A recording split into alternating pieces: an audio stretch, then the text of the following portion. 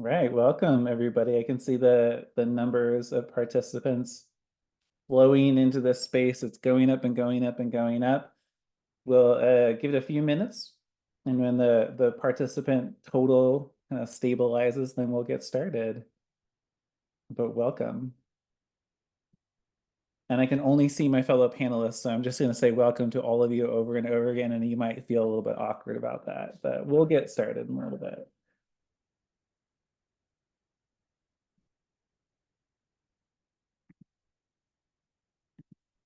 But while people are flowing in and the total is going up, we're going to do a poll. And this one hopefully is a simple one, but it might point to some areas where you don't know. But it's what is your favorite Oregon river? And there should be a little thing to click on which one you select. So exciting to watch. Let's give it a few more. We got 50% participation right now. So some of you are still getting settled, I think. Gunning for the McKenzie, not to influence the vote at all, but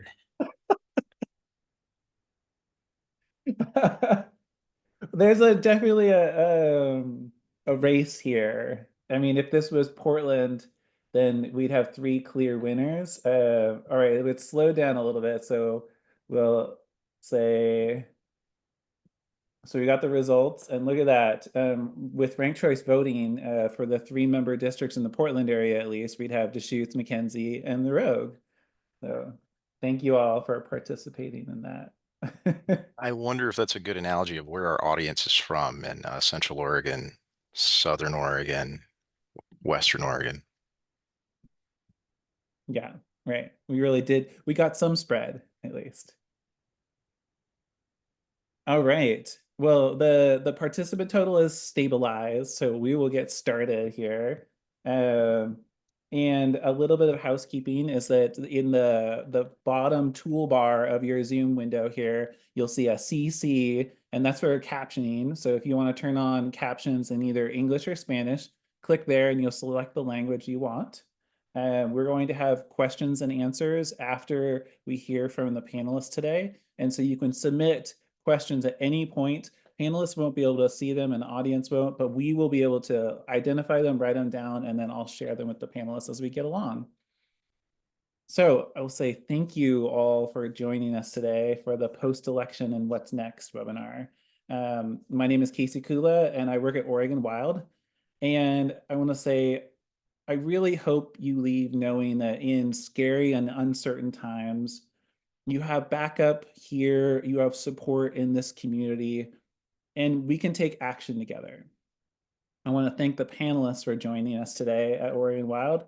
And I would really want to send a thanks to Aaron Robertson and Danielle Mosier, colleagues of mine at Oregon Wild, who had the idea to have a panel and a webinar after the election that brings together colleagues and partners in the civil rights spaces. So thank you for supporting that effort. Now I'll introduce each of our panelists in a bit, and then we'll marvel at the hard things that they've accomplished. And but before we go into introductions, I just want to say that I really am grateful for the folks who are here on the panel with us today. The work that you do in the communities to uplift people and protect the environment and protect our rights as Oregonians, I'm ever so grateful for that. So thank you, thank you, thank you. And for many of us this week, it's been last week, actually, it's been very hard. And I'd like us to take a moment, if you can, to mourn. It's okay to mourn right now.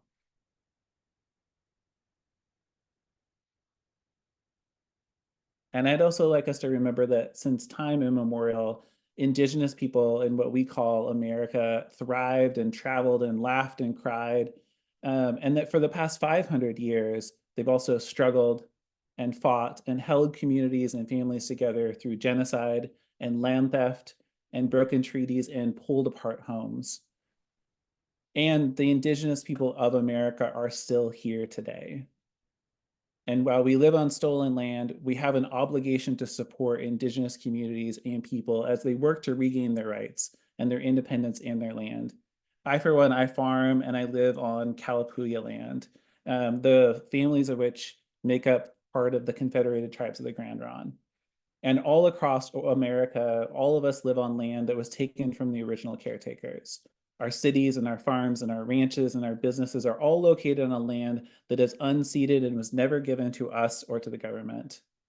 And at least at Oregon Wild, we're committed to doing our best to create and foster genuine relationships that help us build a better future for all of us who call this place home, both the humans and the non-humans here. So I'll introduce our panelists. I'll ask a handful of questions, which will get a sense of how our panel navigated the first Trump term and how they anticipate responding to the final Trump term. And then I'll facilitate questions from the audience. So thank you for that. First with us, we have Sandy Chung. She's the executive director of ACLU of Oregon. Sandy and her family are immigrants from South Korea.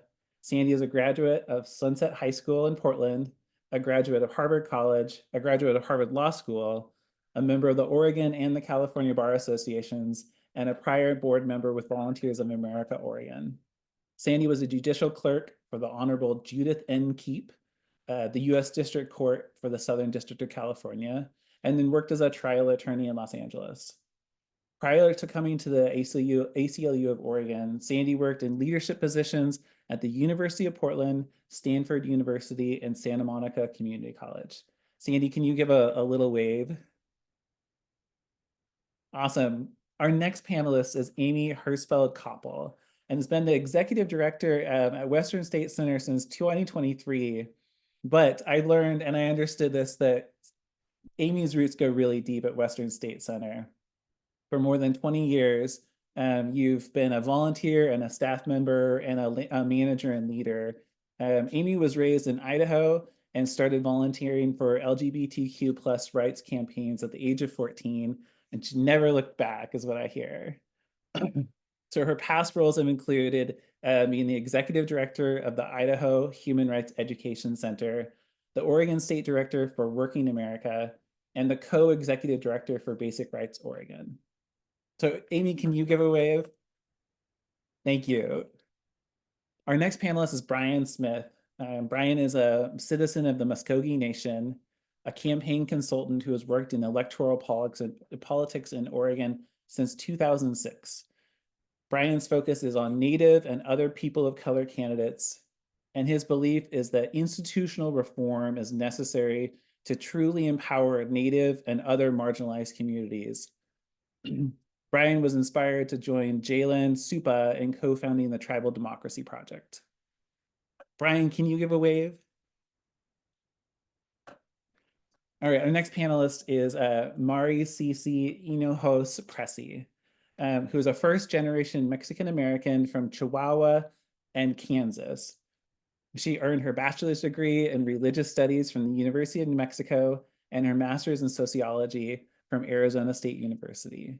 She's currently the deputy director of PCUN, the first Latina elected to the Salem-Keizer School Board, which is Oregon's second largest school district, and the youngest and first Latina board president of the Salem Area Mass Transit District, which some of you know as Chariots. Using her position on both the transit board and the school board, she established free bus fare for people under 18 years of old, and that's been pivotal for returning Chariots to pre-pandemic service levels, which is really, like, I would say in the transit world, amazing. Mari Cici also oversaw the expansion of the dual language program in the Salem-Keizer School District, targeting the expansion to support the district's majority Latina population. So Mari Cici, can you give us a wave? It's great to have you. Our next panelist is Steve Pettery, formerly an outreach director for Water Watch of Oregon and a lobbyist and communications specialist with the Sierra Club in Washington, D.C.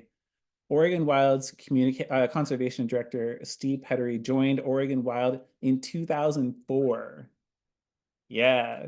Steve has a background in global warming concerns, energy policy, water issues, and communications. And his time at Oregon Wild is dedicated to coordinating the strategic direction of our conservation staff work. Steve, can you give us a wave? Yeah, thank you. Our final panelist is Michelle Ruffin. She's the executive director of Our Oregon. Michelle got her start as a government relations intern in 2013 and then began field organizing in Washington County for same-sex marriage and LGBTQ rights. In 2018, Michelle led the canvass efforts to successfully defeat two terrible statewide ballot measures. Measure 105, which would have repealed Oregon's sanctuary law, and Measure 106, which would have limited public funds for abortion care. She went on to join Governor Kate Brown's policy team focusing on workforce, labor, and diversity and equity issues. Michelle has also worked for the Oregon Education Association and Forward Together, where she helped to pass the Oregon Voting Rights Act. Michelle, can you give us a little wave? Awesome. It's so great to have all of you here with us today. And I wanted to start by saying we have our first question is a little bit of a two-parter, and then I hope that you can share with us a little bit about what your organization does beyond kind of what we understand in the media landscape. And then can you answer for us, what was your community's experience during the first Trump term? And I'm open to anybody going first, but Sandy was at the beginning of my panelist list, and so I may just call on her unless other folks feel, moved. All right, Sandy, how about to you? Thank you. Thanks, Casey. And thank you everyone so much for being here. As Casey said, I'm Sandy Chung. My pronouns are she and her. I actually started as the executive director of the ACLU of Oregon in February of 2021. So this is right after Biden was inaugurated, after the Trump presidency. But I started with the ACLU of Oregon as a volunteer in 2016 after Trump was elected as a volunteer legal observer. To let you know a little bit more about our organization, the ACLU of Oregon is a nonprofit, nonpartisan organization with more than 27,000 members in the state of Oregon. We are an affiliate of the National ACLU, which also has state affiliates in all 50 states, as well as Washington, D.C. and Puerto Rico. And nationally, we have more than 4 million members, activists, and supporters. The ACLU of Oregon's mission is to take action together to protect and advance our civil liberties and civil rights for a more just, equitable, and caring democracy in Oregon. We have a very wide array of issue areas that we work on. I'm going to name just a few: government accountability, racial justice, abortion and reproductive health rights, First Amendment rights, immigrant rights, women's rights, disability rights, LGBTQ+ rights, criminal system reform, police accountability, and many other areas. We don't do work specifically in areas such as labor and union rights and environmental and climate change work, although these areas of work are important, and we often have done work where our issue areas overlap with these areas. During the first Trump presidency, the ACLU was involved in a lot of ways. Some of the ways that people knew about was especially our work with immigrant and refugee rights. And almost immediately after Trump became president, a lot of the legal work we did related to the Muslim ban.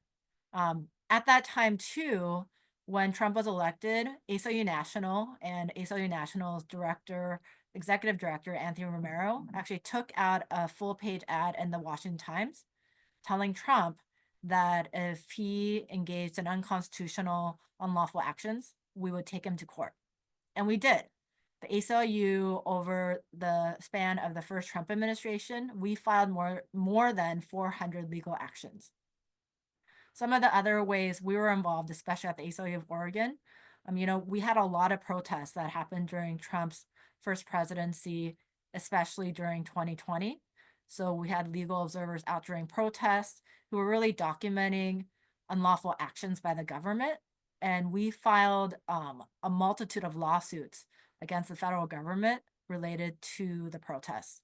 We also filed lawsuits for racist actions by federal law enforcement against Black and brown people, as well as immigrants and refugees.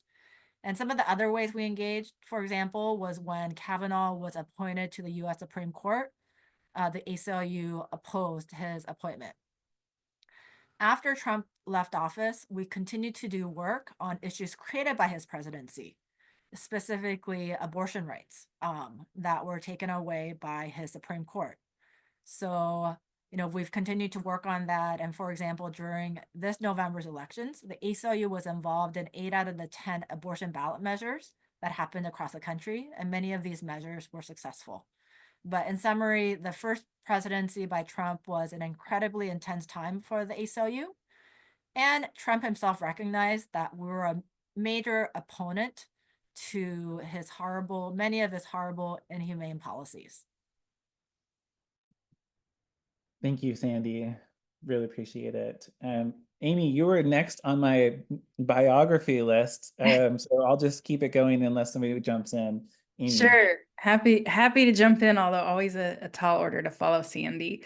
So a little bit about Western State Center. We're based in the Pacific Northwest and Mountain West states. We really serve as a movement building, leadership development, and strategy hub to engage partners committed to strengthening inclusive democracy. We take regional action for national impact. We've been around since 1987, so a storied institution and bold future ahead. But we've played a catalytic role in regional movements for equity and justice, while also providing training, innovative tools to community partners, democratic institutions, and local government to manage the threat of anti-democracy and bigoted movements and rising political violence. Our most active program states are Oregon, Washington, Idaho, Wyoming, and Arizona. And folks are welcome to check out our many toolkits available for free on our website.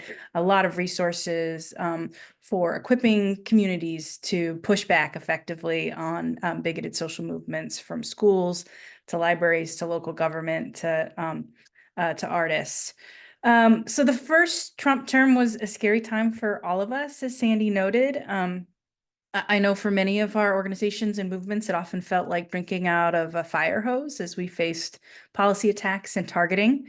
For Western State Center's work supporting communities and institutions countering white nationalists and anti-democracy power building, it was a period of great demand for our trainings and rapid response interventions. And sometimes it felt like we were an early warning system about the growing political and cultural crisis of an ascendant authoritarian and bigoted movement. Thankfully, I think there's more widespread awareness of the threats now, including the goals and tactics of anti-democracy actors in our region, the nature of political violence, and the difference between white nationalism and white supremacy, for example. The years of 2016 to 2020 also saw repeated deliberate incursions by bigoted and anti-democracy groups like the Proud Boys into cities in our region, right? Our region has often been a proving ground for anti-democracy movements, but at the same time, a site of really inspiring resilience. But we saw deliberate attacks on cities like Portland, Olympia, and Salem. These were efforts to undermine local democratic governance and exhaust cities and foment racist violence. Throughout 2020, we saw attacks on democratic institutions, including the Idaho and Oregon capitals, school boards, and county commissions across the region, among others. Also in 2020, the onset of the pandemic really accelerated anti-democracy organizing, and we saw a coalescing of different parts of the authoritarian ecosystem, from white nationalists to far-right groups, really mobilized by conspiratorial rhetoric. We also saw a resurgence of paramilitaries during that time, including the formation of Ammon Bundy's People's Rights Network, and armed vigilantes mobilizing in towns across our region to provide so-called security in response to everything from nonviolent civil protest and racial justice demonstrations to wildfire and ballot box patrol. So it was really a time of managing, how these movements were seeking to chill public space and to not cede moral and political geography in our region, especially. And that's most of what I can remember, but it was a tough time. Yeah, it's a That's quite the list, and some of those I remember very clearly. Um, I think that Cece is next on my list, which I could look at, but Cece, can you share with us? Thank you. Yeah, happy to jump in. So we're PCUN, Oregon's Farm Worker Union. We specifically organize our agricultural economy and Latinx working families. So, I mean, the first Trump administration was really chilling and terrifying for a lot of our communities. After 2017, within weeks of Donald Trump being sworn into office, we saw like the first rounds of raids nationwide. We specifically remember two incidents that impacted at least 23 workers from our community in Woodburn. And we saw firsthand the effects on that. Kids stopped going to school. Many people decided to move out of Oregon, and that is really one of our biggest concerns, especially as the fact that the agricultural industry here in Oregon is like over a $6 billion industry. We saw an increase in racially charged incidents. I think definitely a bit what folks have already mentioned. And to specifically targeting the Latino community, we had our own children coming home from school upset over like the bullying that they were suffering because of their backgrounds. And so I think, not to belabor the point, I think that a lot of what you're going to hear from all of these panelists is going to be a lot of the same. Yeah, thank you, Cece. I think that Brian is on my list. Now I've forgotten it, but we'll go with Brian.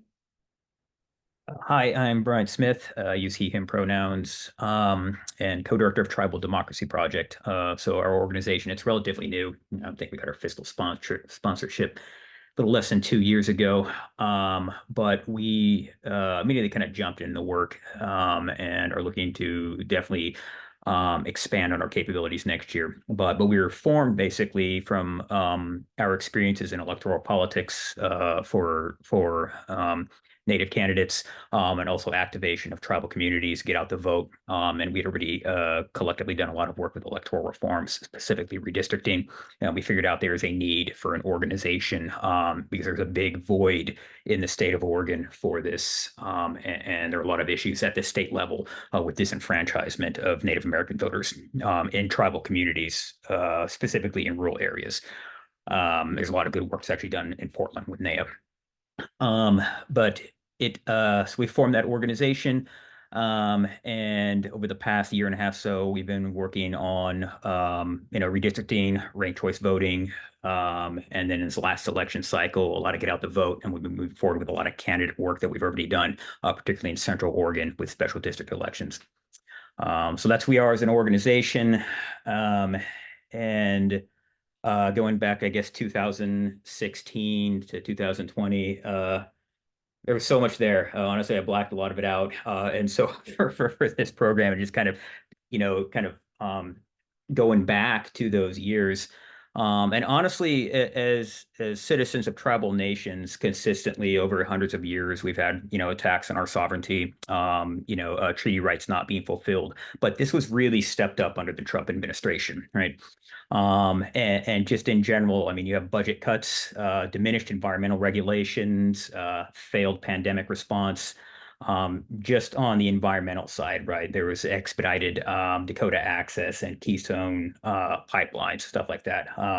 When we're talking about, the Bears Ears National Monument was reduced by 85%. And this effort was led by indigenous folks and centered around that, right? When it came to, the National Environmental Policy Act, Clean Water Act, the Endangered Species Act, these acts allowed tribes to give input on large scale projects and their ancestral lands. And a lot of these, the pushback of the take back of regulations in this area really affected sovereignty, particularly on ancestral lands. BIA, Interior Department positions not, basically sitting there empty for any nominations there, never vetted by Congress. All of these systemic issues. And then finally, COVID. The first round of relief under the Trump administration, no money was given to tribes. When finally tribes got money for this, it took months, right? And so we're talking about things like protective equipment, financial aid, testing. There was I can't think of it of a marginalized group that was more affected by this, and the toll was devastating. So it was a nightmare. You know? Yeah, thank you, Brian. And at least in our community here in Yamhill County, Grand Ronde, were the ones that opened their doors when they were doing vaccinations. So on the other hand, yeah. I'm gonna go out of order now and be like and say, Michelle, can you share with us a little bit about Oregon and what the first Trump term was like? Leaving Steve for the end. Sure. Michelle Ruffin with our Oregon. It's really nice to be with you all tonight. So our Oregon's been around for nearly 20 years. We started out as an organization that battled anti-tax measures, defeating a lot of bill size, more destructive anti-school, anti-worker, and anti-service ballot measures in early 2000s. And is now known as the C4 and the ballot measure coordination table. And there was one of the other loving pieces of history I like to share is in response to the recession 10 plus years back, we led the unprecedented coalition at the time that helped pass Measure 66 and 67 to fund schools and services. But defensive work is still a really big part of our DNA, and through many years of building that institutional knowledge on campaigns and in election cycles, I like to tell folks we really think of ourselves as permanent election infrastructure that helps build and sustain progressive wins in the state of Oregon. Our community is mainly comprised of our labor and C4 community table partners. So during the first Trump term, our experiences, I guess I'll share more of our experiences grounded in like electoral organizing and some of those pieces, because we don't build a base in the same way or are a movement building focused organization like I would say, for example, Western State Center is, right? Doing their incredible work. The same cycle that Trump was elected in 2016, Measure 97, which was the increase in corporate taxes ballot measure that we were running at the time, failed. But it allowed us to take a loss like that, sort of recalibrate to figure out how we organize for a win locally around the Student Success Act just 3 years later. So, and there was a lot of things happening during that presidency at the federal level that in some ways felt like electorally didn't quite hit us, but still affected a lot of people in Oregon. I would say where we saw the federal government and states taking steps backwards on critical rights, we did lean into our strengths to do things like defending our sanctuary status and abortion access here in the state.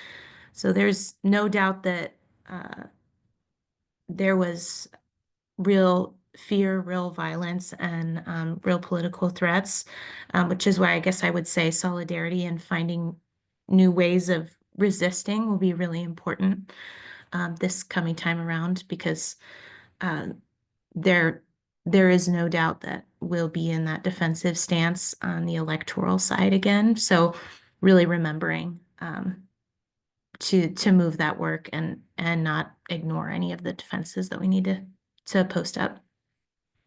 Yeah, thank you. Really appreciate those last bits, especially. So thank you. Steve, welcome.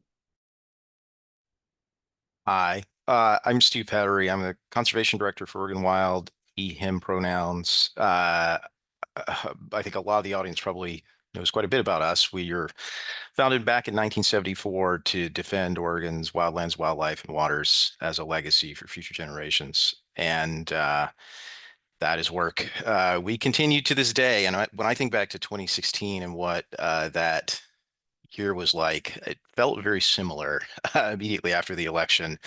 And in the months that came after, it wasn't just Trump, it was also the Malheur occupation. And it's really a time when the environmental community in Oregon had to take stock of where we were, what kind of political power we had, and how to most effectively engage to defend the values that we exist to protect.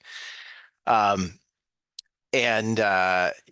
of the things that we really leaned into in that era, and I'm happy to see some folks that I've gotten to work with in the years since, was the realization that environmental community couldn't just exist on an island.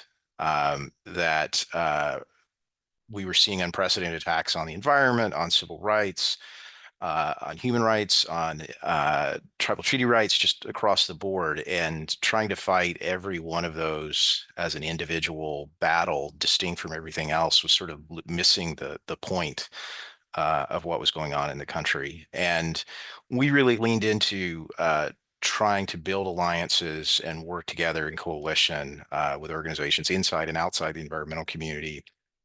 And some of that was necessity, because in the months that followed Trump's inauguration, we just saw the logging, mining, fossil fuel industries go nuts, and some of that was also the morally right thing to do. And looking back at some of the work we had to take on immediately, Brian mentioned Bears Ears National Monument. Here in Oregon, we also had the Cascade-Siskiyou National Monument, which was expanded by President Obama. And immediately the Trump administration tried to shrink it. And then we also saw the logging industry here in Oregon join as part of a campaign to repeal the Antiquities Act and try and get a review of the Antiquities Act in front of the Supreme Court, and essentially eliminate national monuments as a tool to protect environmentally and culturally important places around the country. We were one of the organizations involved in that litigation, and it was, sort of, there's a joke one of our allies in the environmental community makes, that Oregon Wild's his favorite state-based national environmental organization. And when I look back at that era, we were involved in a lot of litigation that went up to national contexts.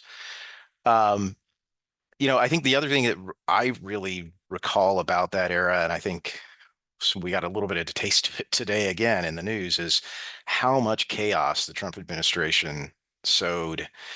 They tried to go full throttle on an agenda that it didn't seem like they were. It seemed that they were sort of making up their agenda as they went along. And I think a lot of us are very nervous that this time around this administration, the incoming administration, is going to be a lot more organized and have a lot more smart people advising them. A lot of conversations we've had with coalition partners in the last few weeks about how to respond to that. But then, some of the news on cabinet appointments today makes me wonder if, Trump 2.0 might not be that different than Trump 1.0, and maybe that's a good thing for us. And maybe the last thing I'd highlight about that era that I remember that I think was particularly important for us organizationally and for success and some of the work we did was, in the immediate aftermath of that election, there was just an enormous outpouring of grassroots energy that in Oregon really didn't have anywhere to go. Like no one was expecting that outcome. There wasn't. The institutions that were doing grassroots organizing in Oregon at the time weren't really prepared for this massive influx of people who wanted to get involved and do things.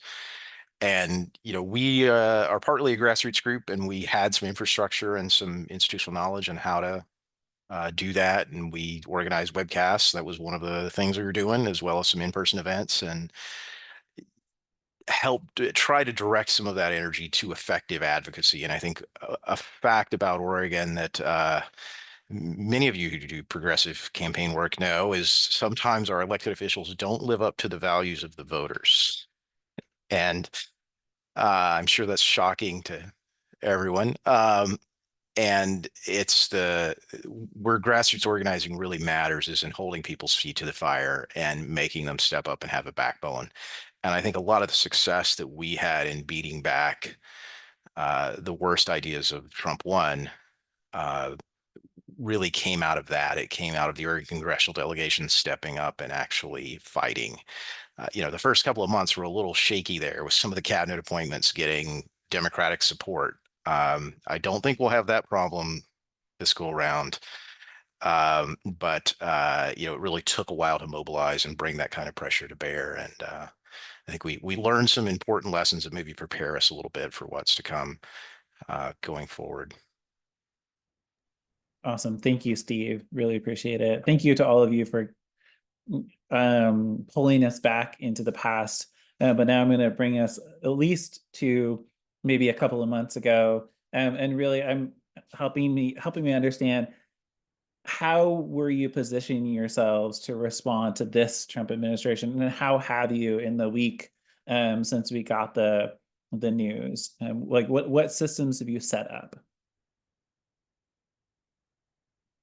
And I'm actually going to allow the folks who are most inspired to share. And because this is a time for the folks in the audience to be thinking about how the groups that they live in and among also can be prepared and positioned. So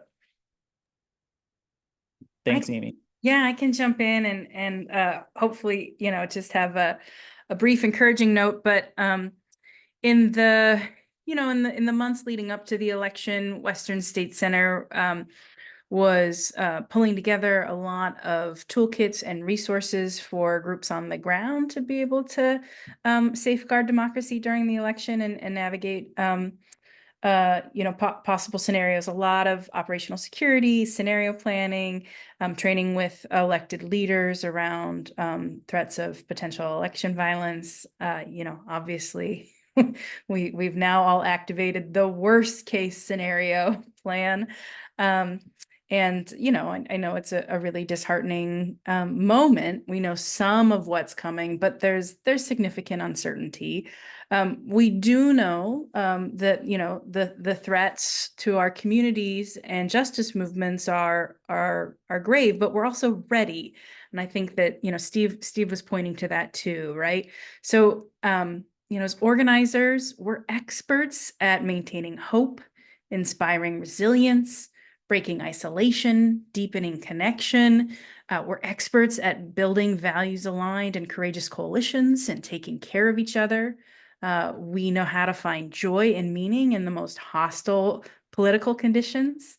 We are very experienced at imagining radically just futures, seizing opportunities to build power, and spotting cracks, right? Cracks in authoritarian coalitions and notching wins against bigoted movements. That's what we all do every day. That's what Western State Center is built for. So even under authoritarian regimes, I think it's important for folks to hold on to the faith that organizing continues. We all have a role to play. Western State Center will be a steadfast partner for local communities and organizers who are pushing back. We've been rooted here for nearly 4 decades, and we'll continue to champion the future that we all need. So we're ready. We're ready with tools and strategies, with everything from monitoring and digital security support to rapid response mobilization and training. Great. Thank you, Amy. I think it's kind of hard to follow up Amy, but I'll try. I think one of the pieces of context too for PCUN and the way that we're interacting with this situation is that we had a sister organization that was called Causa that actually dissolved a few years ago, and they really held a lot of our immigrant rights work for us. And what PCUN has been doing is slowly picking up the pieces. And we've actually been able to partner with the ACLU, with Innovation Law Lab, the Oregon Just Transition Alliance, APANO, and Unite Oregon to relaunch Oregon. Well, it's Oregon for All coalition this time around. Previously, it was One Oregon. And we're making a defensive arm for immigrants' rights here in Oregon and making sure that we're defending the sanctuary state status and building up our capacity to fight back against any mass deportation attacks, like I mentioned about what we saw once Donald Trump got inaugurated. And I mean, our fundamental objectives include like rejecting those anti-immigrant policies at all levels of government. And we know that here in the state legislature, folks have already started poking around at our sanctuary status. I mean, this movement, PCUN being founded in 1985, has seen so many attacks, just as like when driver's licenses were taken away in 2007 and didn't get them restored until and after like a nearly 13-year fight. So we want to advance a proactive vision for immigrant inclusion and success, and we demonstrate that hate and violence have no place in our politics or our communities. And we firmly believe that we need to do that with intersectional lenses and all connected. And that's why I'm so glad that we're all in the space here together to just show that, while we do touch a bunch of different sectors, I mean, we're all here to support each other, be it with forestry or civil rights or immigrant rights or any and everything that we're touching today.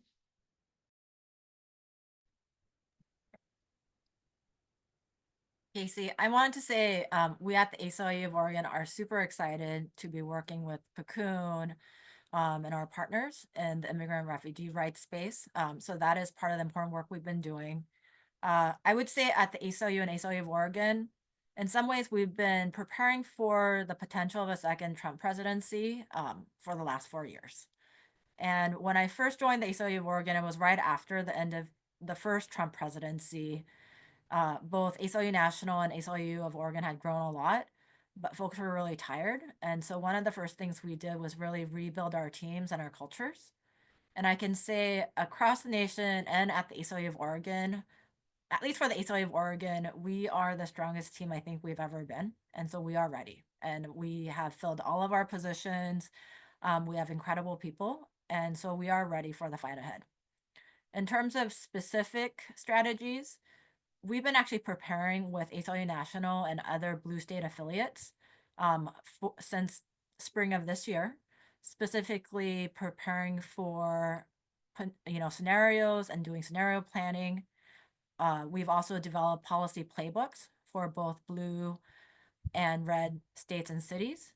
And then for each state affiliate, we've actually identified the specific threats based on our states under a Trump presidency.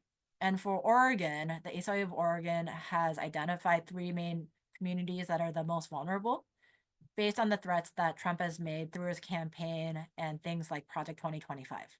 The first community, immigrant and refugee Oregonians. The second, trans Oregonians.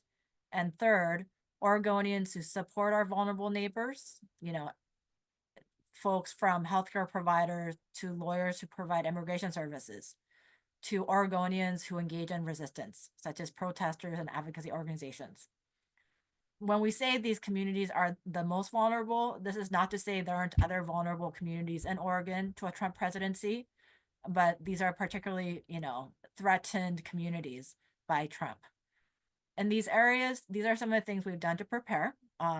First in the immigrant refugee area, we do have the Oregon for All Coalition, which is a recomposition of the One Oregon Coalition, and they will be publicly kind of launching very soon. So please be on the lookout for more information about that. In the meantime, you can check out our Know Your Rights Hub, which is on our website, aclu-or.org. We have Know Your Rights for various areas, including immigrants' rights. And there we have both Know Your Rights information as well as links to lawyers and other service providers that people will need. Second, with trans rights as well as abortion rights and same-gender marriage, we are leading a ballot measure with partner organizations like Basic Rights Oregon, where this ballot measure is set for the November 2026 ballot. If successful, this measure would enshrine abortion and reproductive health rights, trans rights and gender affirming care, and sexual orientation rights and same-gender marriage into the Oregon Constitution. And I just want to be clear, currently in Oregon, we have some very, very strong statutory rights for abortion as well as trans healthcare. That being said, under a Trump presidency, as well as under the current Supreme Court that has 6 regressive Supreme Court justices, we can't take anything for granted. And so the strongest way of just setting foundational rights is also through our state constitutions. And then in the third area of federal government aggression and, Trump coming after his perceived enemies and opponents, we have been actively working with elected leaders at the state and local level about state policies and other ways that we can proactively fight back. So this is all that work we've been doing. And we're hearing that many other organizations also have been engaged in these conversations, are involved in these efforts. So please know, even if you're not hearing about it in the news, people and organizations have been contingency planning for the situation that we are in right now. Yeah, thank you so much, Sandy. And you know, there's a couple of comments in the questions and answers really around these resources and connections. And so I just wanted to clarify and make sure that folks know is that we will send a follow-up email to everybody who registered with the contact information of the organizations, the websites, the toolkits, so that you will be equipped for whatever way you want to help and engage and plug in, as it were. Other folks. I guess I can jump in here, Casey, just to share with folks on just some of this. There's real opportunity for, you know, it's hard, I guess, to see in like an environment of chaos or uncertainty where is there real opportunity, right? But we find it all the time.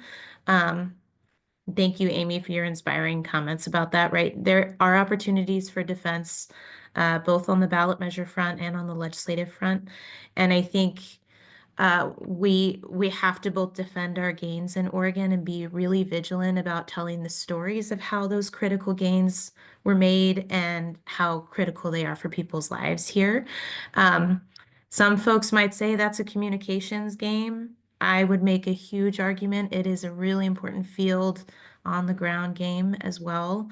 So I think the recommendation I start making to folks immediately is find ways to really plug into infrastructure around door knocking and individual conversations, because we will need those connections and we want to continue to move them.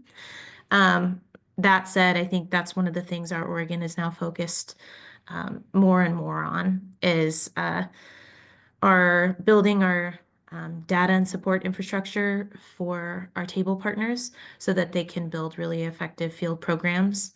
Through modeling, we can pull a lot of lists that, depending on the district or the area, can help folks sort of make those decisions as they start to build a program, which will be really important as we look to future ballot measures.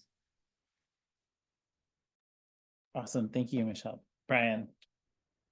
Yeah, and to Michelle's point, we hate to talk about opportunities. Things are going so bad, but in politics, that's kind of the reality, right? Where whatever's coming at you, how do you do something with that?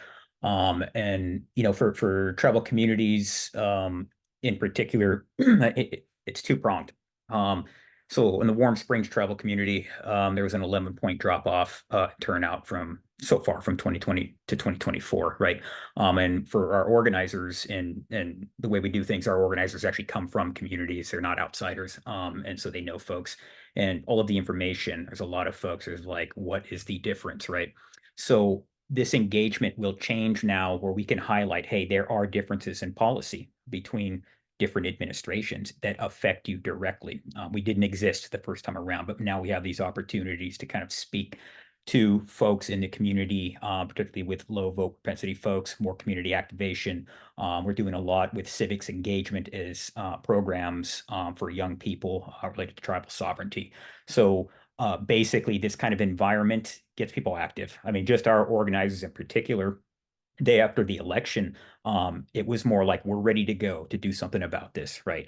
The other thing is, you know, it's been difficult to make the case to folks because unfortunately, voter suppression of Native voters, it's bipartisan.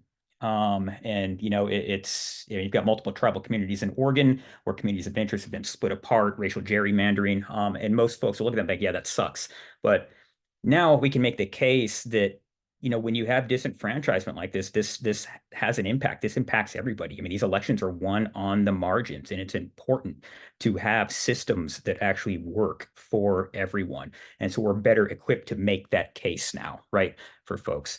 And the other thing is acting locally. This is something we can do right now, right? Obviously, with an electoral college vote, it's tough to activate, you know, Native voters based on that in Oregon, or anybody for that case.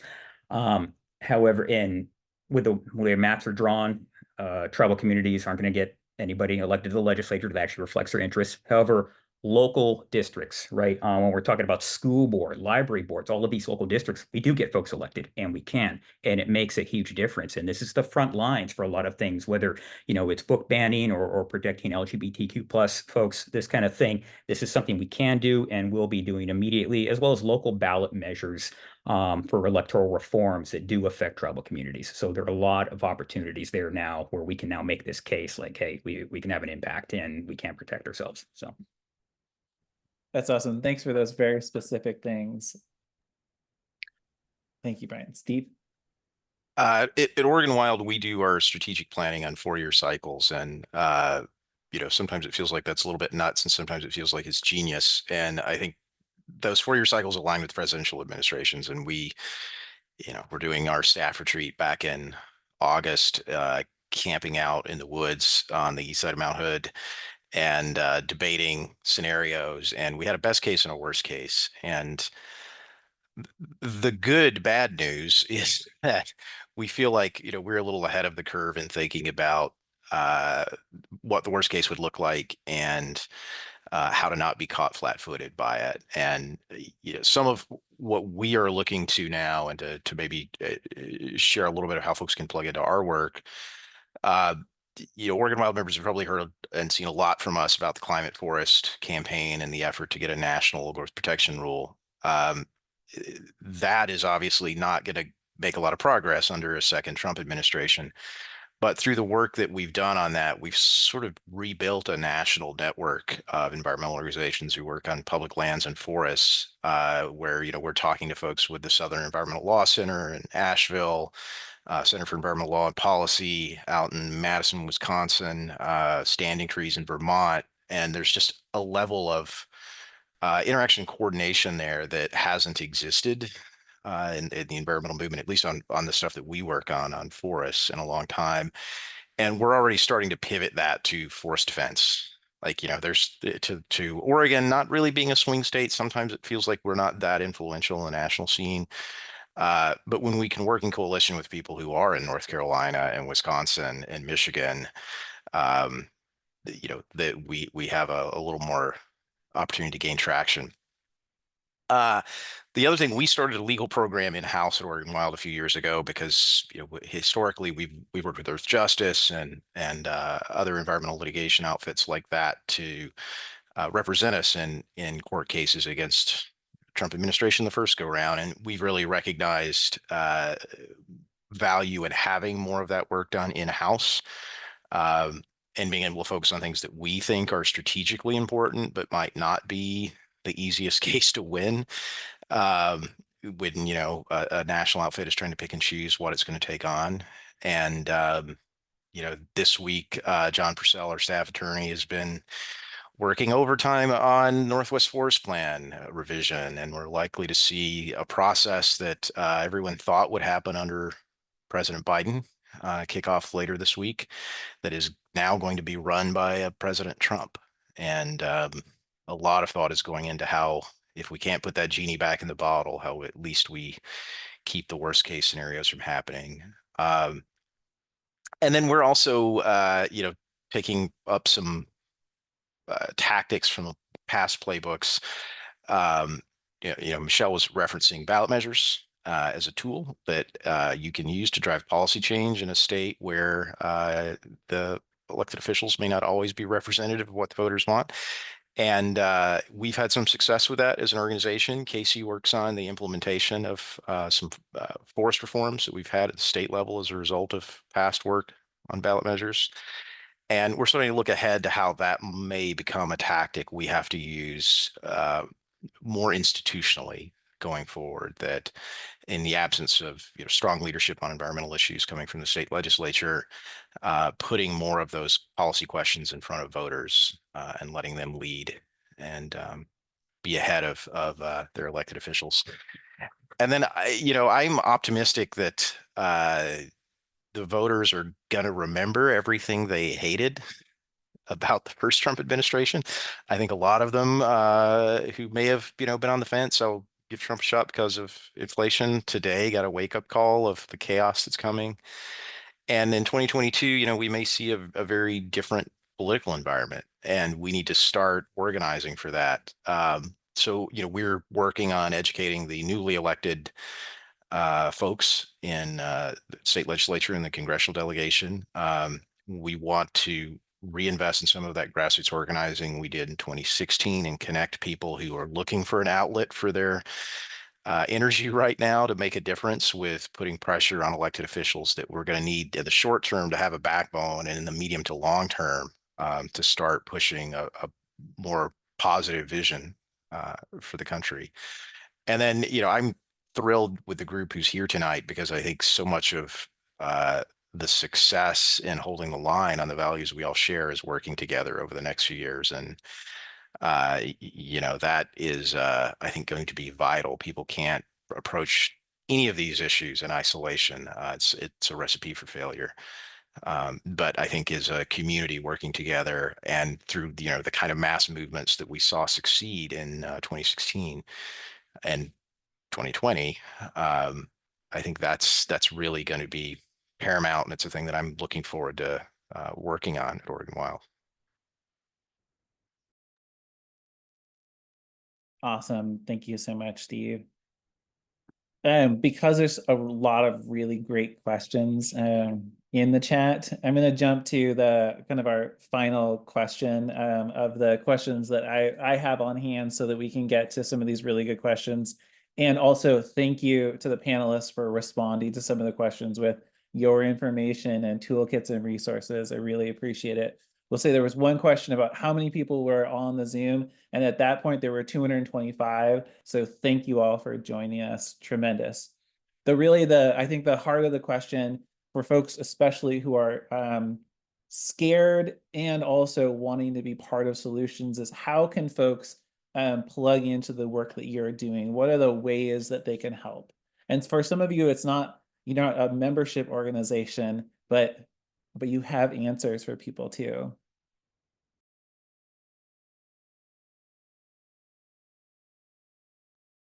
I can jump in here. So yeah, and wanna echo, what Michelle said, that there are lots of opportunities for progress under a second Trump administration. I know this all feels overwhelming, but again, there are lots of opportunities for effective community action. It's important to remember that anti-democracy movements are messy social movements, right? These are flawed actors. They'll make missteps. They'll struggle to achieve their objectives, and they'll disagree with each other and fracture, right? And each of those moments will be an opportunity for us to push back. There's also a huge amount of power in local communities and local government, both to set and maintain community norms, and to push back against anti-democracy policies. Lots of ways that folks can plug in. Of course, people are already in formation because they're a part of Oregon Wild, but checking in, deepening relationships, having each other's backs. There's a lot we can do to counter an atmosphere of fear, making community plans in advance to support each other. There've been a lot of questions in the chat about what happens when, one of our organizations is targeted. When an organization or community leader or an elected official faces threats, or even state repression, we all need to have each other's backs. Backlash is better with friends. It's important to not be isolated and to have, broad institutional support and coalitions, and to support targeted folks on a regular basis, with joy and pride. That does a lot to blunt the impact of an atmosphere of fear, which is what authoritarians rely on. Building and refreshing opposition monitoring partnerships, keeping an eye on local anti-democracy activity. Western State Center can help with this, so can a lot of the groups on the call. Often when we see an uptick in local anti-democracy activity, it helps to prepare us for what we might see more broadly. And of course, continuing to build local power. We all have different roles to play. Western States Center really believes that it's important to defend civic and democratic institutions, but I know those institutions can be flawed. But, you know, it's important that even in conservative places, right, we can build broad partnerships that are centered on shared values. And those can be essential, right? There's a difference between bare minimum compliance with authoritarianism and aggressive compliance. And that's one place where local leaders, as long as they have political support, can really stand up strongly to protect our communities. So again, look for fractures, unexpected allies, and opportunities to hold moral geography and take action together. I will also say, make donations to our organizations, right? Make unrestricted donations, especially to our C4s. We are going to need entity flexibility. I think national pro-democracy groups will probably be targeted first, and that'll give us a sense of what we can expect at the state and regional level. And remember to trust our collective resilience. Amazing, Amy. Thank you.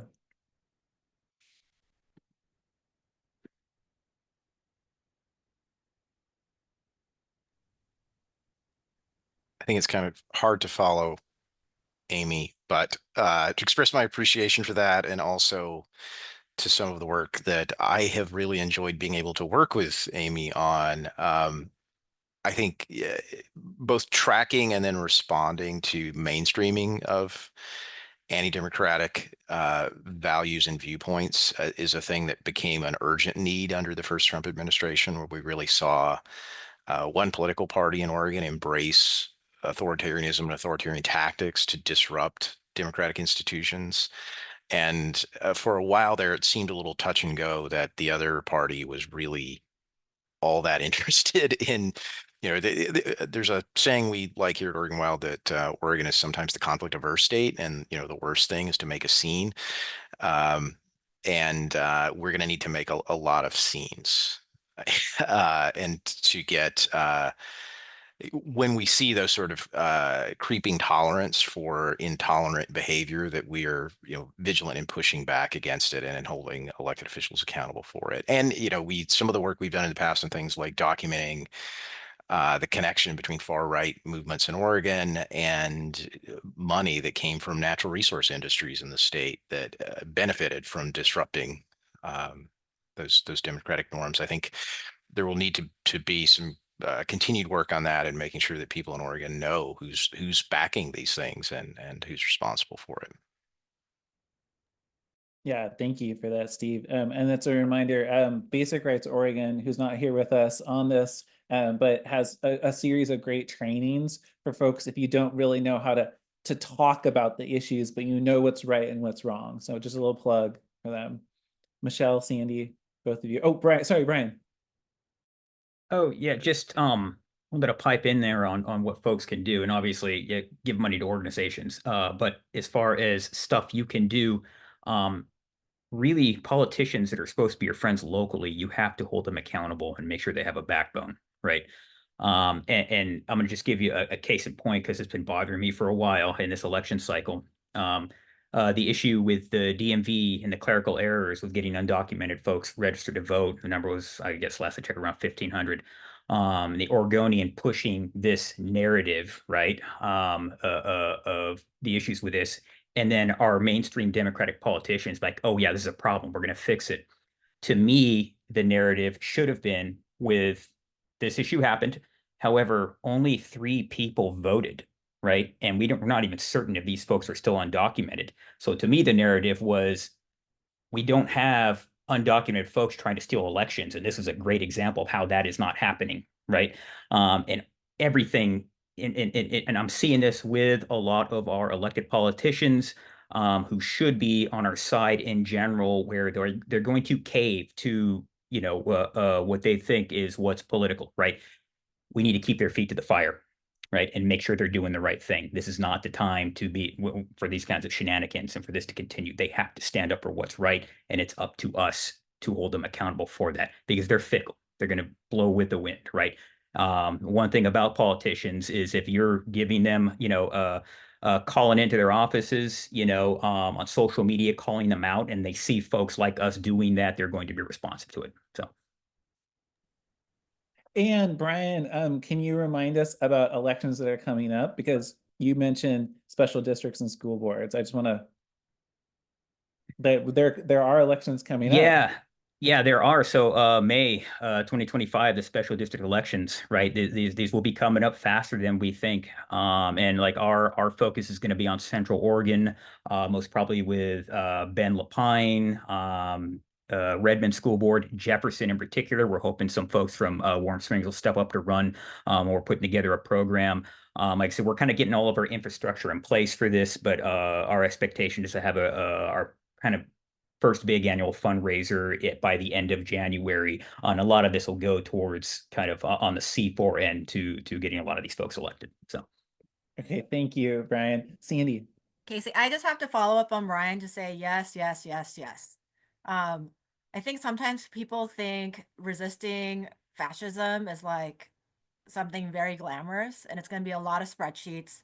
It's going to be calling a lot of folks. It's going to be trying to schedule meetings, right? So we need folks to really focus on all of the unglamorous things, and we really need people to engage in state and local politics. We need to elect and support officials across the state who have a backbone at every level of government, who want to protect democracy and civil liberties and civil rights in our most vulnerable communities. And remember, there are politicians out there, Democratic politicians, who are trying to leave trans folks behind, right? If we leave any vulnerable community behind, fascism is winning. And we know this is how fascists and, anti-democratic movements, they work. They go after vulnerable communities to divide us, and then they come after more, communities. So we need you to engage in local and state politics. We also need you to advocate with all elected officials, Democrats, Republicans, etc., and really push them to pass policies that protect Oregonians from not just Trump, but also some of the folks who may aid and abet him, including local police and sheriffs. And we also need you to talk to your potentially persuadable family and neighbors, because we need a broad tent of folks who are going to protect us. I also just wanted to say that we are most powerful when each of us engage in resistance, but I do think each of us has to ask, when I'm planning to do this thing, is that to protect our most vulnerable communities, or is that for me? Right? Because when we engage in this work of justice, it really has to be centering the communities who we are supporting. And it can't be about our egos, our emotions, our trauma, or anger. I'm not saying that as people, those things don't come in, but we really need to, as much as possible, work through that and center our communities. And I also want to state that what effective resistance will look like will depend. And it will depend on the time, the place, the circumstances, and other factors. And what might be effective or safe at one time or in one town, city, or state might not be the same at another time or in another town, city, or state. And here, I'm going to encourage everyone to really imagine what resistance can look like in all the ways, and study like the many communities, both in the US and across the world, who have engaged in fights against fascist governments, including our indigenous communities here in the United States. One thing I want to say about protest, right? We are a First Amendment organization, and lawful protest remains protected by the US and Oregon constitutions. However, for us, the central question is whether Trump as president will abide by the Constitution, because we've repeatedly seen him say and do things that indicate the answer is no, right? He's not only going to abuse his powers or even but he's also going to break the law. And the current situation we're in right now in 2024 is honestly a lot worse than 2016, because this year, the 6 anti-democracy Supreme Court justices basically said, we're not going to keep Trump accountable even if he does criminal or illegal stuff as president. Right? So like, we are in a real pickle right now as a country. So I just want to let folks know, yes, lawful protest is still protected by our constitutions, but under a Trump presidency, it may become increasingly dangerous as a form of resistance. So you really have to be thoughtful about how you protest, when you protest, what the goal is, and how you're doing it. But I want to remind folks, in 2020, when Trump was still in office, he did send in federal agents to Portland, and some of them actually drove vans around and kidnapped and arrested protesters. So I just want you to know this has happened before and may likely happen again. I'm not saying that we shouldn't be in the streets and showing our power, but when we do this, it really has to be with a goal and strategy in mind. And we have to be super disciplined that the tactics we are deciding to use supports the strategy and the goals. So please be intentional and thoughtful about what resistance can look like. It can look like so many things. Sometimes it will be protest. Sometimes it will be mutual aid. Sometimes it will simply be non-cooperation and non-compliance with federal officers in the quietest of ways, right? Sometimes it might be a sick day. And resistance will also look like each of us taking care of our mental and physical wellness so that we can resist and fight for the long term, because it's going to be at least 4 years. And unfortunately, you know, fighting anti-democratic forces, it's going to be more than 4 years, to be honest.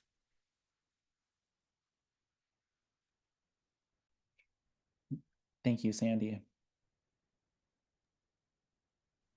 It's another hard talk to follow, but I would add to that, for folks thinking about what they can do, and so a lot of the questions that are popping from the chat are in that theme. There's going to be a spectrum of activism, from being in the streets to making sure that once a week you're calling your U.S. senators and telling them what you expect them to do. And sometimes that can feel a little like you're, screaming into the wind. But I tell you, we hear frequently when we do an action alert and Oregon Wild members call Senator Wyden and Senator Merkley's staff, if they are unhappy with the number of calls they are getting and the amount of time they have to spend responding to angry Oregonians, we know that we did our job. And or they feel great because they got kudos because they did the right thing. And I want to make sure people are comfortable with there's going to need to be a range of things, from the very basic getting on our respective organizations' email lists and taking action when you get a note saying here's a thing you can do this week, to just institutionalizing making those phone calls. One of the I guess sort of upsides of COVID here in Oregon is that our congressional delegations sort of institutionalized town halls through video conference is a thing they're regularly doing. So it's pretty easy now to engage directly in those kinds of events. And one tough question in a town hall meeting can sometimes change the entire political position of a member of Congress, because no one likes to be put on the spot in front of an audience. And I think there's going to be plenty of need and plenty of opportunity, and on that spectrum of activism, I think there's a place for everyone to engage. Awesome. Thank you, Steve.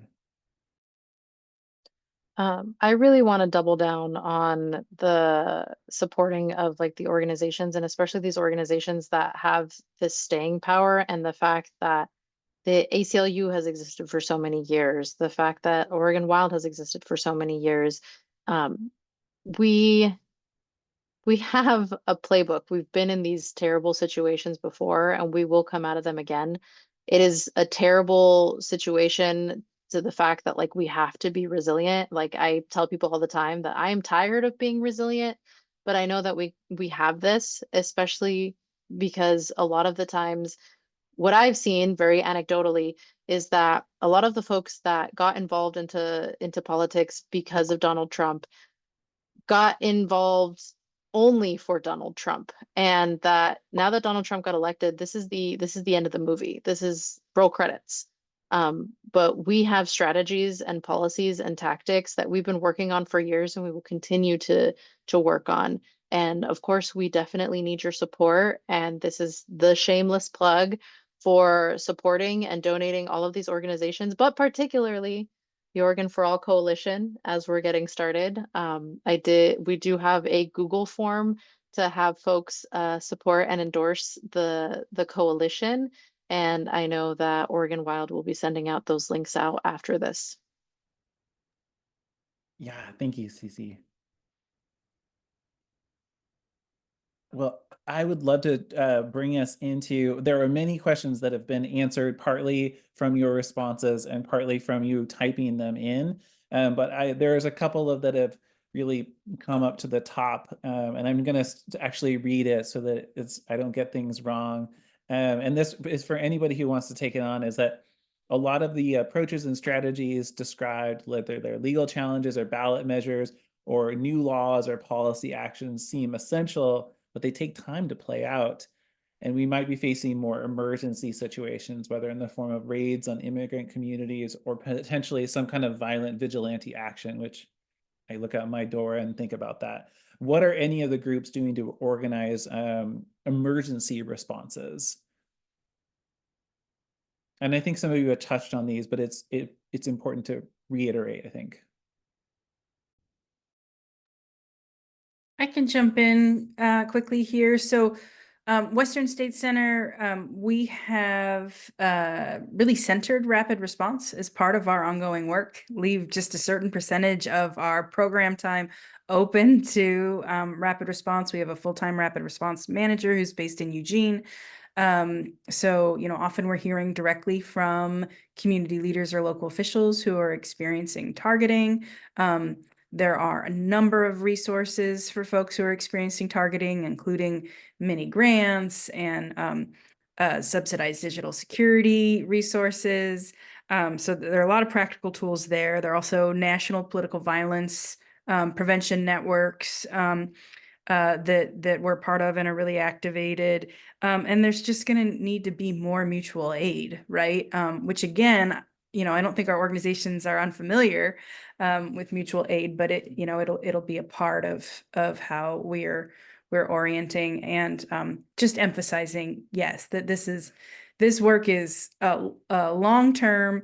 You know, none of our organizations are defined by one election cycle. We know that this deep movement building work and transformation takes time. But of course, you know, that doesn't diminish that there's just a lot of uncertainty right now.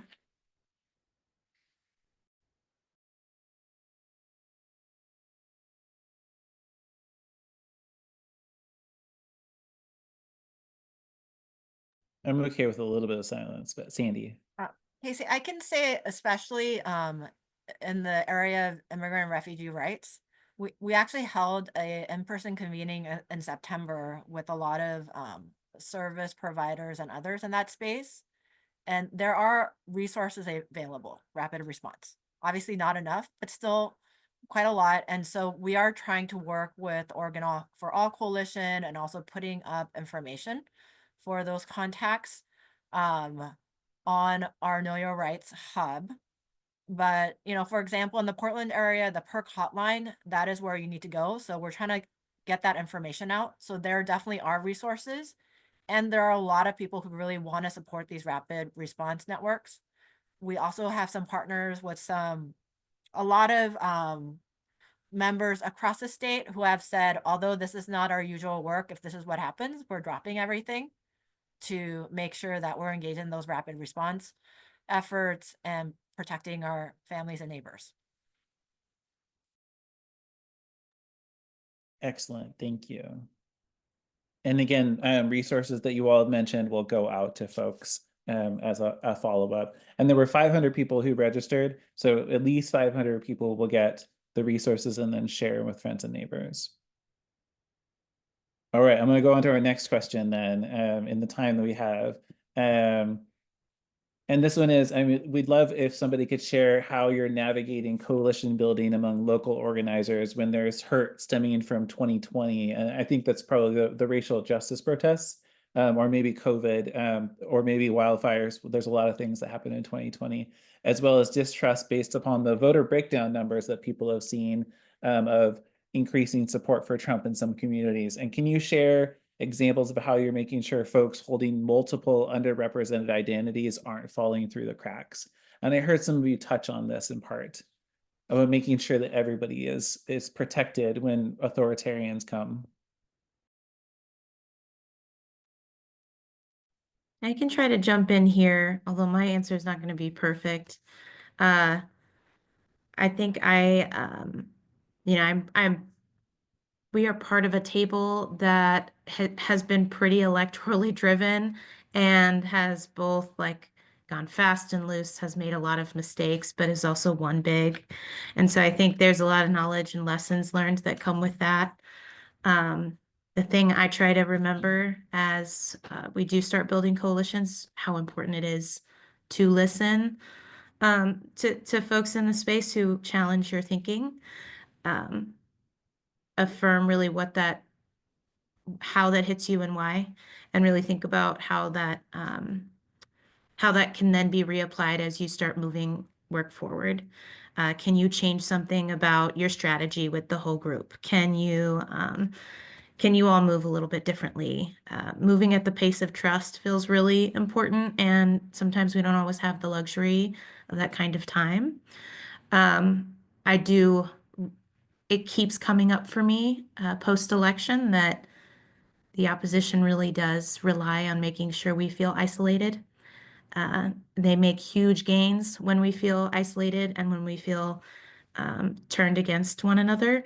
So if there are temptations to do that, really trying to remember solidarity, because change is that sort of everyday task. Joining something small, joining something big. If it's electoral, if it's not electoral, I think there's a lot of different levers to pull.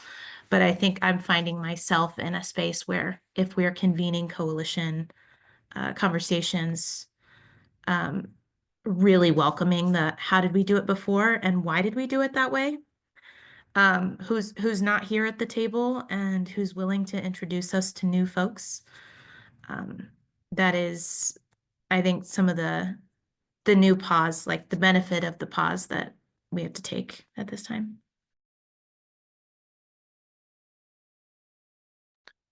Let me jump in here as well, because this is a thing we've been giving a lot of thought to this week on the Northwest Forest Plan. That I feel like for the environmental community, there has been some important improvements in trying to integrate with the larger progressive advocacy community in Oregon and nationally, and we need to look for ways to codify some of those gains and that common ground and consensus.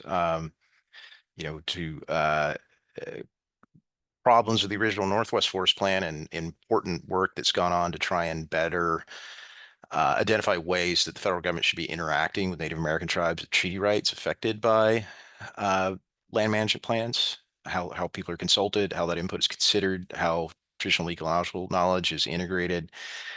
It's kind of scary to think about what Trump does with all of that.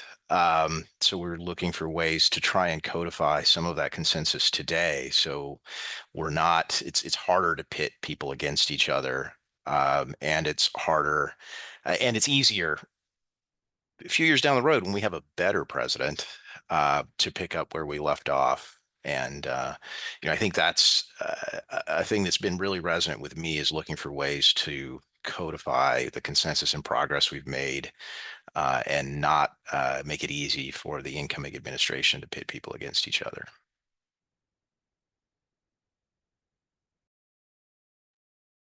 I'm gonna comment on something that might not directly, it kind of gets to this, because I've been thinking about this for a bit. And it has to do, you've seen a lot with, Trump winning, particularly men of color over and making inroads in the Latinx community.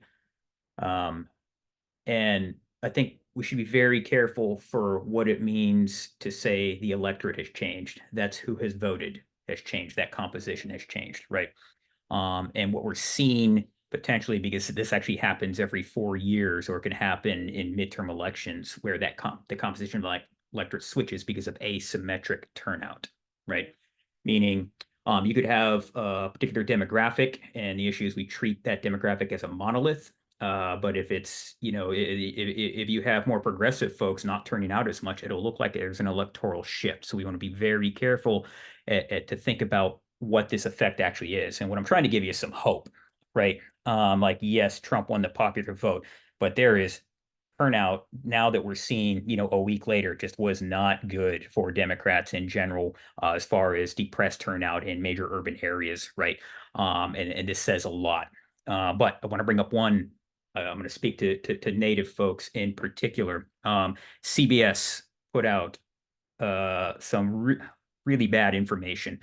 They put out their poll of the exit poll 22,000, but they chose to put subgroups without talking about this, and they said essentially Native Americans voted 67% in favor of Trump. This is not true. That whole subgroup was around 220, and no one on tribal lands was polled. Right? It was heavily skewed towards self-identified natives in the South. We know this isn't true. And just looking at, from an ecological inference perspective, meaning aggregate data where you can. I was just kind of looking where you can. We don't have precinct returns and what those look like in Oregon, best of my knowledge yet. That'll happen in just a few weeks. But looking at places like Arizona, say Apache County, right, is one of my go-to because a lot of reservation land on that. And you look and looking at vote totals, and there was a drop off, most probably in Native vote share in all. And what it looks like when you look at that aggregate data, you could get the implication there's a shift, right? So we want to be very careful. Like, it's going to be difficult to argue that there weren't any shifts in general, but how much of this is due to depressed turnout that's asymmetric, and we want to be thinking about that. And that's why for us, a lot of this is voter enfranchisement, right? So the point is, there's a lot of hope, right, as far as these swings, but I want to be careful with a lot of this narrative out there that it can take it too far. We know it's taking it too far with Native American voters. So. Brian, that's really helpful context. Thank you.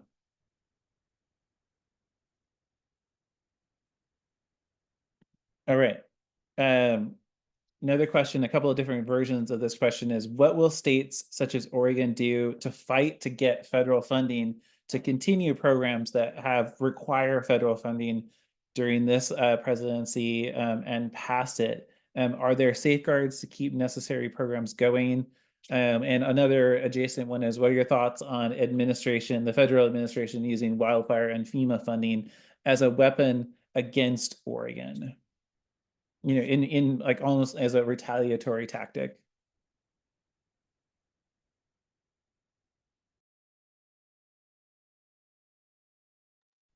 Maybe Casey, could you? Oh, go I ahead. was going to say on the first question of that two-parter,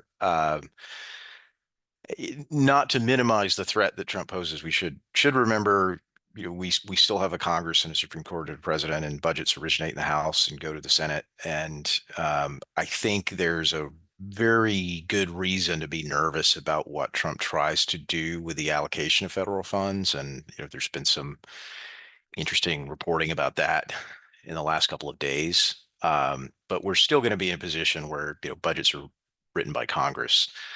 And the good news for Oregon there is we actually have appropriators in the Oregon congressional delegation. So, for the next couple of years, they're going to be in the minority. But I think that is just a good thing to keep in mind, that while he is a very serious threat on many different fronts, he doesn't have the ability to wave a magic wand on how the federal government spends money.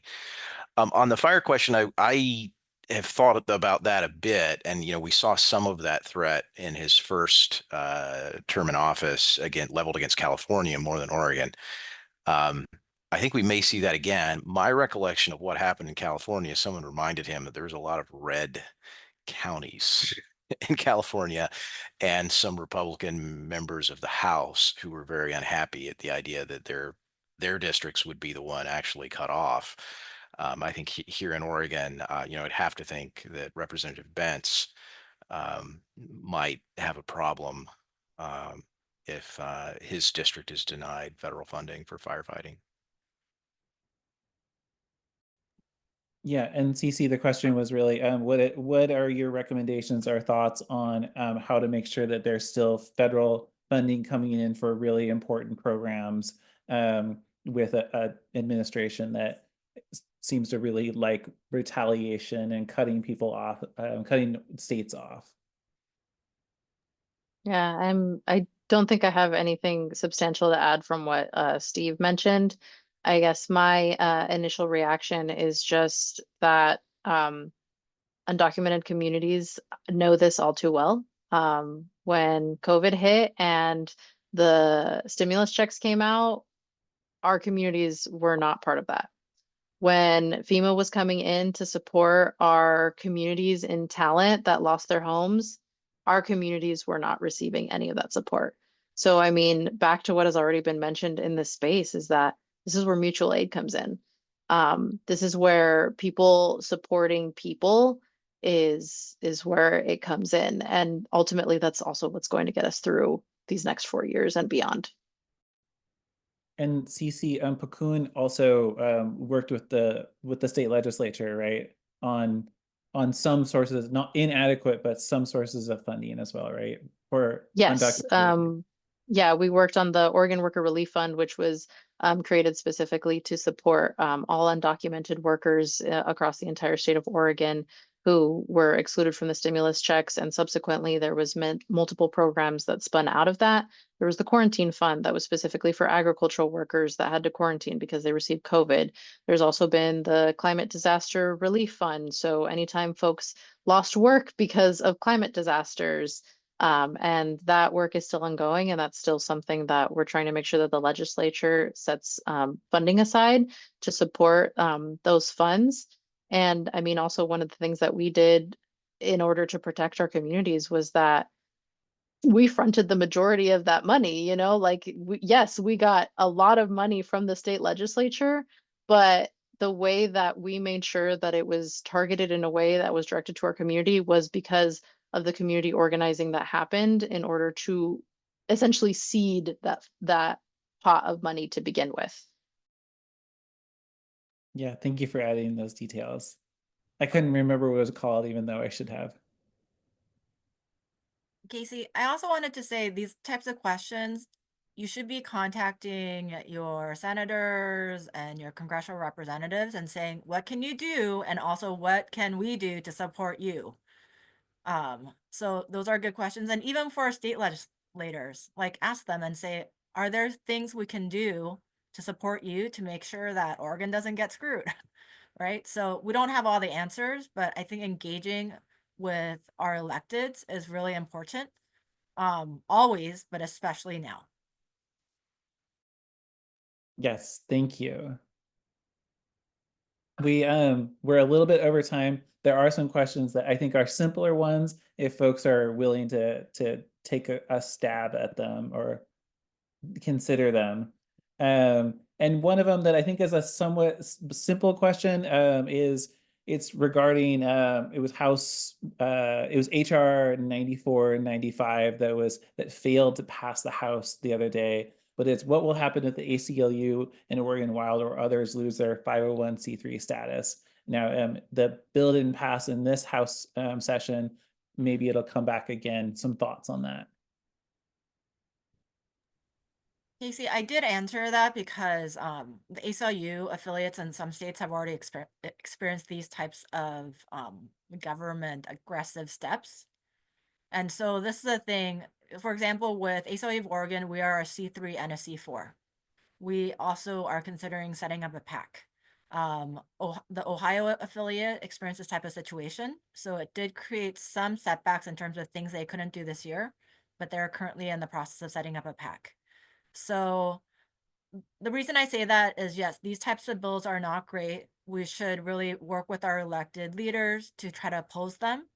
And when these things happen, there's also oftentimes other ways we can, ways to navigate these situations. So we should both oppose this stuff, but I also don't want people to become hopeless and say, oh, no, we won't be able to do anything. We have to be creative and innovative and just figure it out. Yeah, thank you. We have another one. I just want to I'm going to try to get through some of these more quickly. Another one is what is the most effective way, and you may have all different answers for this, of communicating with elected officials and decision makers, as probably and especially ones who are more aligned with us, including our legislative delegation, our congressional delegation. What are your thoughts on that? You all touched on some of the parts of it. I mean, especially if we're talking to people that are more aligned with us, and maybe partially speaking as an elected official, it's always great to get emails and public comment. And then especially to, if you are in alignment with your elected official, it's always great to hear too of what you feel has been working to make sure that they can continue to protect that and reinforce that, because a lot of the times we're only going to our elected officials once we've kind of like reached the very, very top, like the end of our rope, and we just come at it with like a bunch of negativity and issues. And I'm not saying at all to like, only bring sunshines and rainbows, but I think like the other side is also important too. It makes it really hard for elected officials to be able to like make sure that we're reinforcing the things that are working when no one is actually commenting on what is working. On the other hand, if you have elected officials that you're not aligned with and you're having a really hard time getting a hold of them, because I mean, it's really easy to ignore those emails and really easy to ignore those phone calls. And I mean, we know that sometimes they'll tune us out during public comment. um, making sure that you're showing up at the events that they're participating at, because it's not just about the elected official being able to hear you directly, but it's also everyone else around, both that are participating and the event, and that might even be on the elected body with them, seeing the amount of people that are wanting to move in a specific direction. That is really impactful. Awesome, thank you. If we can jump into some other questions, because I think Cece really nailed it.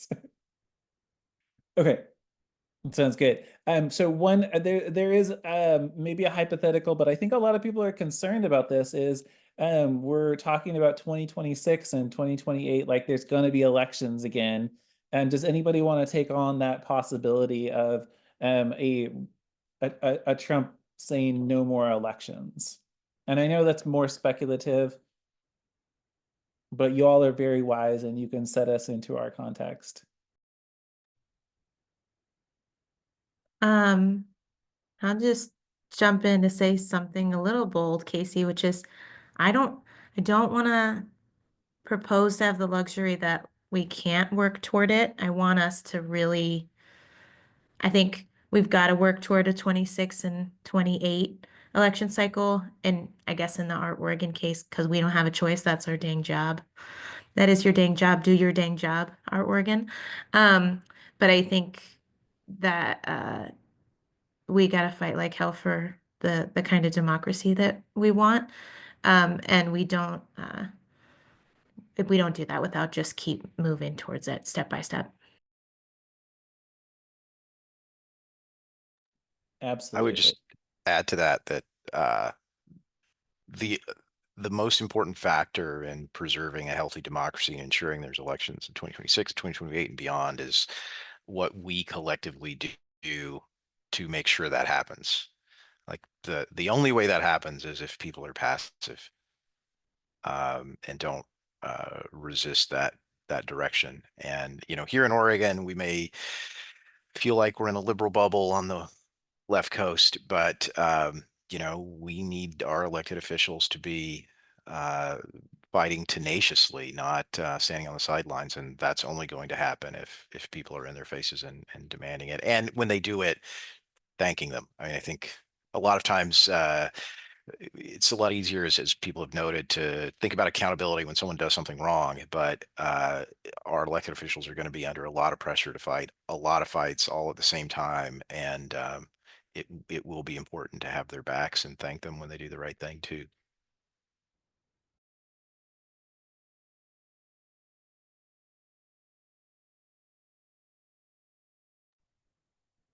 Awesome. Thank you. One last question from Jalen, and because it's just right here in the Q&A, is how do folks support tribal communities and tribal nations and tribal communities that are not performative, as we've seen in the past with tribal nations? Brian, Yeah, I mean, I I saw that think one that you coming. should.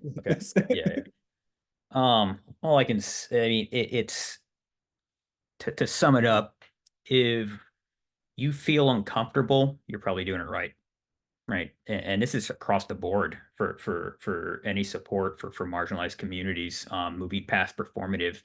Um, anything's when it's easy to do, sure. But when you are feeling uncomfortable, when you feel like you're taking the heat, you're probably doing something right. Now, tribal communities specifically, it across the board. I mean, you can always ask. You have a tribe or 9 tribes, right? So reach out. Essentially, think about tribal governments, tribal communities. It's important not to think of this as an ethnic group, but as a sovereign nation, and it's different by law, right? Um, and we do have a different source of power, fortunately, and it's rooted in Article 2 of the U.S. Constitution, which the first treaty rights were established for. And historically, this is happening between the United States government and tribes, right? So a lot of times when things are going the right way, when we're talking about 3-4% of the population, we can litigate, right?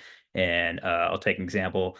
We did an analysis of redistricting reforms, and as far as tribal communities, what went well, the best was in Alaska, where they actually tried to gerrymander tribes consistently, but because litigation, the best outcome, best we could tell, was in Alaska for tribes, right? And that's different. It's different, and so but it's more, and I think this is with marginalized groups in general. It's more than just like, hey, I'm a friend, but there is this gatekeeping mentality a lot of times, and it's really important to give people, whether it's women, people of color, women of color, like access to where a seat at the table. Like maybe those folks should be elected. Let's take down those barriers, right? But with tribes in particular, you can always just go and ask. I'm Muskogee. I'm not a member of any of the tribes of Oregon, so I'm an outsider, right? So I wouldn't pretend to represent anybody from those communities. What I can say is I hope to advocate for them, right? And so I just go and I ask. So.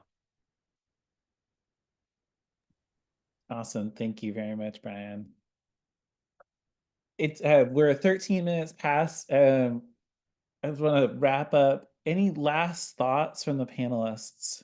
I mean, you've shared with me so much hope. I feel so much hope. There's a lot of hope in the Q&A as well. Lots of, this isn't a question, but a thank you.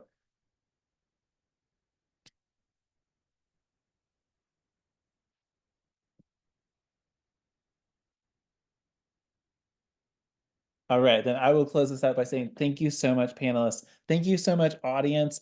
Registration, if you registered by email, we will send you the list of all the resources that folks have talked about here, and anything that they want to share with us. If you clicked on their buttons for I want to get more information from this group or this group, then you'll be sent to their mailing list if they have them, and to their info.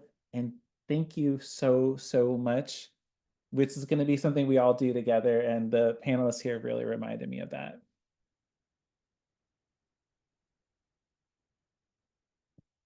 All right. Thank you all. Have a great evening. Be safe out there.